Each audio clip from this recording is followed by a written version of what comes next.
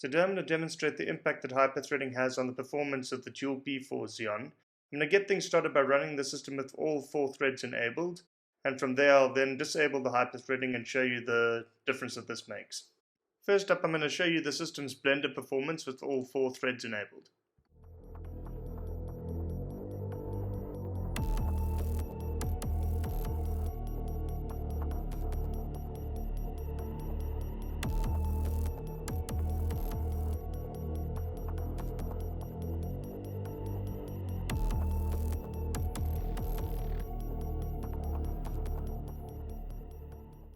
With all 4 threads enabled, Blender rendered test.blend in 1 minute and 29 seconds.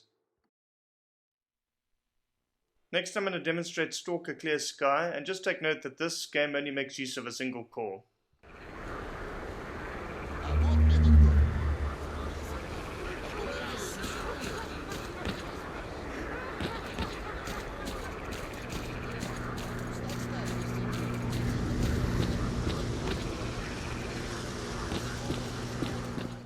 Next I'm going to demonstrate Dragon Age 3, the Inquisition, and I'm going to load up a scene which is slightly more challenging than the scenes that I showed in the last video.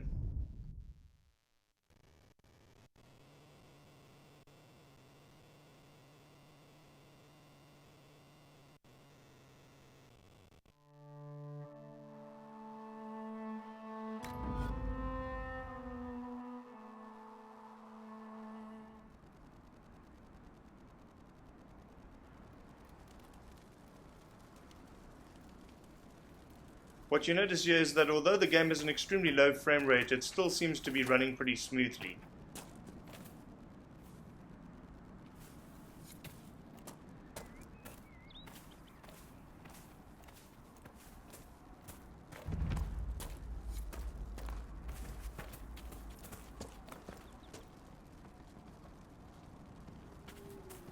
Take note that at this point it's averaging between 14 and 15 frames per second, and the smoothness of the gameplay has improved. Now that you've been able to gauge the system's performance with all 4 threads enabled, it's now time to disable the hyperthreading.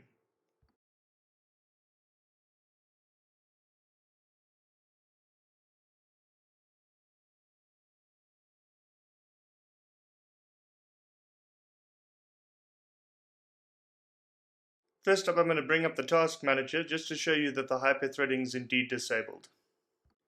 So we're now operating only on 2 threads. So here goes Blender again, and this time I'm going to set it up to run on only 2 threads.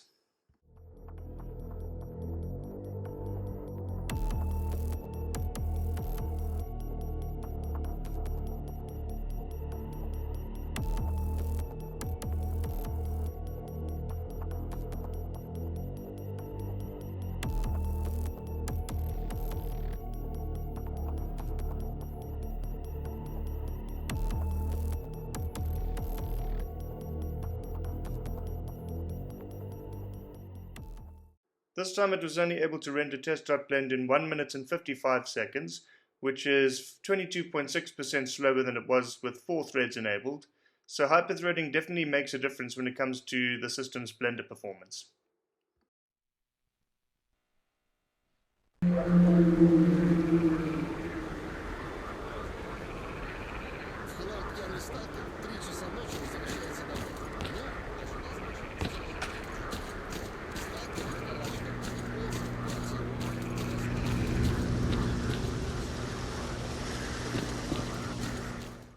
Taking a look at Stalker Clear Sky with only 2 threads enabled shows that the system's performance is pretty much the same when it comes to this game.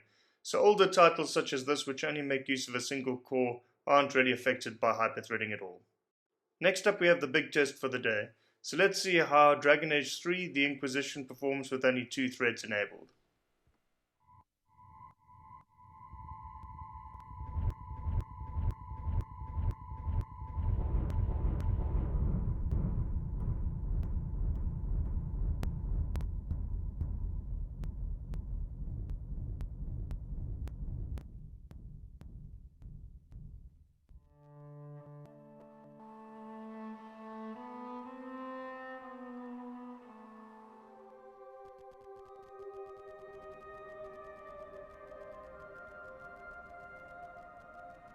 What you notice immediately is that this title performs extremely poorly with only 2 threads enabled.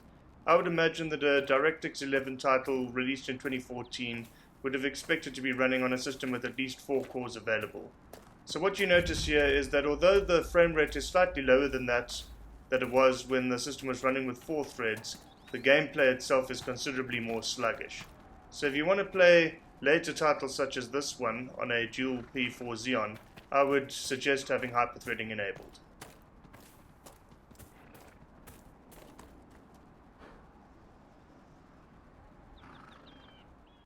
So having hyperthreading enabled clearly improves the performance of a Dual Pentium 4 Xeon, especially if you want to run later titles such as Dragon Age 3 or you want to carry out rendering tasks such as rendering in Blender.